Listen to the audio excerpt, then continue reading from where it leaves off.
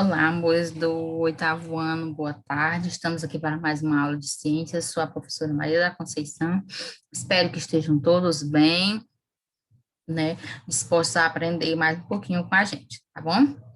Preparei um slide com um resumo, né, do que nós vamos estudar hoje. Aqui é só um pequeno trecho, né?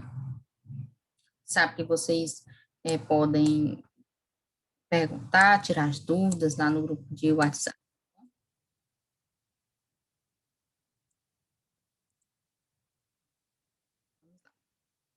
Aula de ciências. Hoje nós estamos na semana 6, no capítulo 2, elétrica. Mas vamos relembrar um pouquinho da aula da semana passada. Na semana passada, nós falamos sobre os recursos energéticos, né? Vocês lembram bem?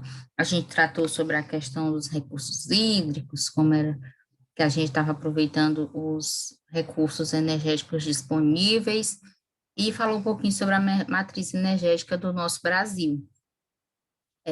O material está disponível lá no grupo. Eu recebi pouquíssimas atividades. Eu quero lembrá-los que a frequência ela é válida conforme você envia a atividade. Dá só a presença, não conta, tá bom? Tem que dar a presença e enviar a atividade, beleza? Tá aguardando todos lá. Vamos lá. O nosso objetivo da aula de hoje, né? O objetivo da aula de hoje analisar a importância da energia elétrica no cotidiano do ser humano, compreender que a energia elétrica está relacionada a cargas elétricas presentes nos corpos, compreender o que é a eletricidade, circuito elétrico, identificar, né, os efeitos da energia elétrica. Tia, mas semana passada a gente viu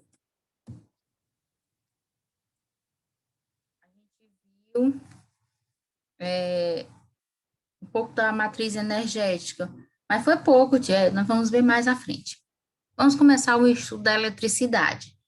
Semana passada a gente viu os recursos energéticos disponíveis e hoje nós vamos ver como eles estão sendo aproveitados, né? Pelo menos dá início. O estudo da eletricidade. Vocês já ouviram falar em carros elétricos? Com certeza já, né? A gente sempre vê na televisão. Em 2018, a frota global passou de 3,2 milhões de unidades. Será que é muito, pessoal? Né? Mas o poder aquisitivo tem que ser alto para comprar um carro elétrico, né? Tia, mas a maioria dos carros são elétricos, mas depende do elétrico. Esse carro elétrico aqui que eu estou falando é o carro elétrico que utiliza eletricidade para se movimentar. Eletricidade e energia elétrica em si, tá certo? O carro tem a parte elétrica, todo carro tem, mas esse daqui é abastecido com energia elétrica. Entenderam? É um veículo, né, altamente moderno. No Brasil já tem esse tipo de carro? Tia? Tem, viu? Mas são poucas unidades, né? Ainda não tem tantos assim. Quando o assunto é eletricidade, é como lembrarmos os principais elementos que a gente usa no dia a dia: ventilador, lâmpada, TV, computador, celular, né? Fios, tomadas, extensões. Mas temos também as usinas hidrelétricas, que são quem produz energia para a gente, e a energia do nosso corpo, que a gente quase nunca fala, né? Mas a gente tem até algumas. Ai, tia, mas isso é muito complicado. Mas a gente vai ver que não é. Vocês estão vendo aí, corpo eletricamente positivo tem mais, né? Prótons do que elétrons. O corpo neutro é igual a quantidade de prótons e nêutrons, e o negativo tem mais elétrons do que prótons, certo? Então é bem mais detalhado na frente. Vamos falar um pouquinho sobre a eletrização dos corpos, né? Processo de eletrização. São fenômenos em que os elétrons são transferidos de um corpo para outro em virtude de uma diferença na quantidade de cargas elétricas existente entre dois ou mais corpos, ou ainda pela aquisição de energia advinda de atrito entre corpos. No livro de vocês, está até uma imagem, que é uma régua, você passa uma régua assim no cabelo, depois bota no papel e a gente vê que a régua, o papel sobe, houve uma eletrização da régua, ou seja, carga elétrica da pessoa, passou para o objeto, que é a régua, e depois pegou no papel, né, que é a carga neutra. É o processo de tornar o corpo eletricamente neutro em um corpo eletricamente carregado. No caso, quem é o corpo neutro? O papel, e o corpo carregado? A régua. Corpos neutros são aqueles que apresentam a mesma quantidade de prótons e elétrons, uma vez que são as partículas subatômicas dotadas de carga elétrica. Todos os processos de eletrização consistem em retirar ou fornecer elétrons a um corpo. O mesmo não pode ser dito dos prótons, que, por estarem presos ao núcleo atômico, não podem ser conduzidos entre um átomo e outro. Átomo é a menor partícula de matéria, certo, pessoal? Desse modo, quando um corpo neutro recebe elétrons, sua carga torna-se negativa. Reciprocamente, ao perder elétrons, sua carga torna-se positiva. Vocês viram a diferença aí? Quando um corpo é neutro, quando o corpo neutro recebe elétron, ele fica com carga negativa. Quando ele perde elétron, ele fica com carga positiva. O contrário, né, que a gente está acostumado. Existem 3 formas de eletrização: por atrito, por contato e por indução. Discutiremos detalhadamente cada uma delas. Tipos de eletrização. Por atrito, aí a gente tem uma caneta ou lã, né, que a gente pode esfregar um no outro, e aí eu vou eletrizar um que não estava eletrizado, para poder pegar o elemento neutro, né, no caso. Por contato, que é geralmente em laboratório, né, assim como por indução, só no laboratório, no fogão, ou em outros ou ambientes que podem, né, estar passando energia. Régua de plástico eletrizada atrai uma bola de isopor, né? Pente eletrizado atrai os cabelos de uma pessoa, também é atrito. Pente eletrizado atrai um filete de água. São comprovações que vocês mesmos podem testar em casa, tá certo?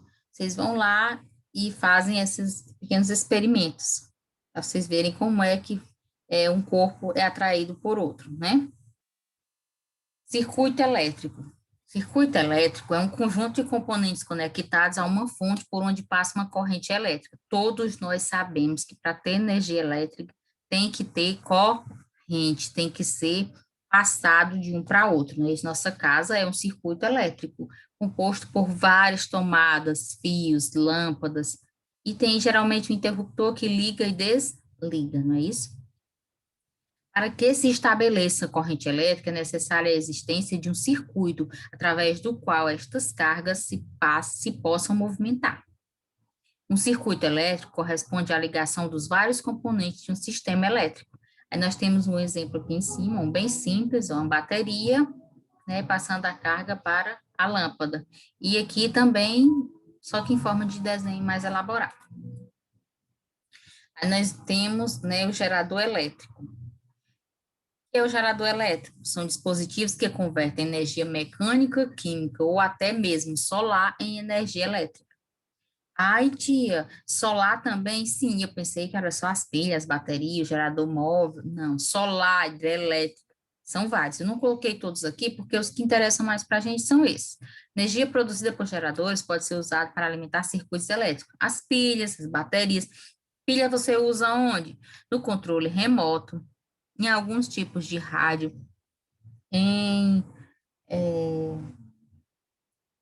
esqueci agora o nome, sim, que é um aparelhinho que a gente, esqueci. Sei que a gente usa pilha no controle remoto, né, em vários tipos de controle remoto, em alguns carregadores, e as baterias no carro, na moto, não é isso?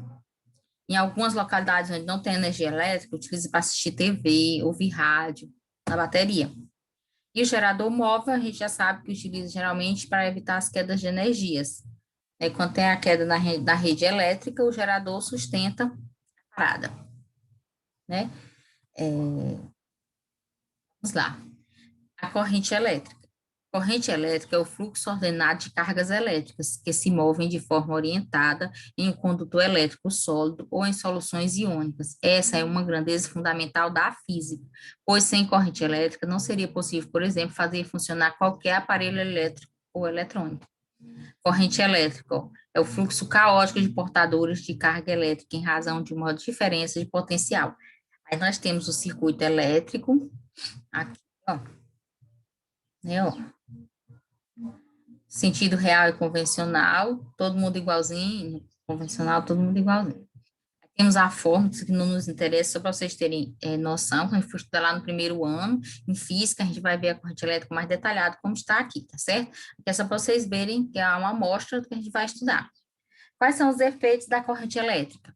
A corrente elétrica provoca vários efeitos sobre os corpos nos quais circula. Dependendo do caso, da situação, esses efeitos podem ser benéficos ou não. Estes são alguns exemplos desses efeitos. Efeito fisiológico, efeito magnético, efeito químico, efeito luminoso, efeito térmico ou Joule, certo? Esses efeitos, pessoal, eles são detalhados passo a passo, né, no livro de vocês, mas eu vou fazer um breve resumo aqui para vocês entenderem, principalmente 4 deles, certo? O primeiro é o efeito térmico. O efeito térmico, o que é esse efeito, pessoal?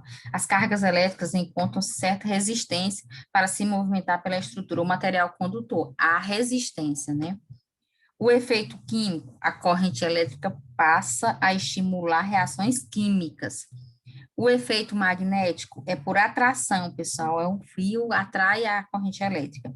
E o fisiológico, né, quando afeta a composição dos seres vivos, principalmente devido à presença de água, que torna os condutores, né, causando alguns males, certo? Agora, depois dessa breve explanação, eu vou deixar uma atividade para vocês fazerem, tá bom? Lá no grupo, façam a atividade, enviem no grupo de atividades, tá bom? Espero que fiquem todos bem. Na próxima semana a gente se vê de novo. Um cheiro e até a próxima aula.